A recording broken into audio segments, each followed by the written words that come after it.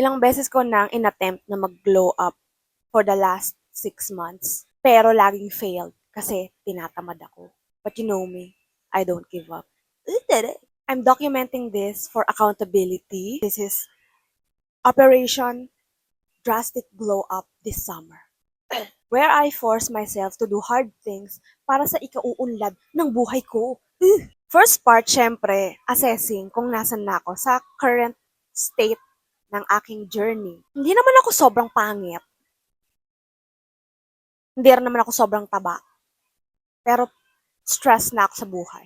So, ang main problem ko sa face ay dark spots. Wala akong makeup ngayon. So, kita pa rin ang aking mga dark spots. Body status or weight status, 63 kilograms na ako. Dati akong 50 kilograms.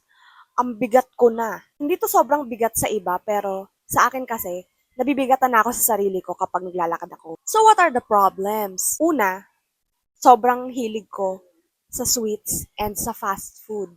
Ang tulog ko rin everyday ay 5 to 6 hours lang. Hindi rin ako consistent sa gym or sa workout. Kahit anong klaseng workout, hindi ako consistent. So, yon ang status ng aking current state. If you have suggestions on how to glow up, comment down below. Pero meron na naman ako na lista. Share na lang din ang inyong ideas. At kung gusto mong sumabay sa operation na ito, na glow up, you may follow me sa aking journey. Let's glow up together!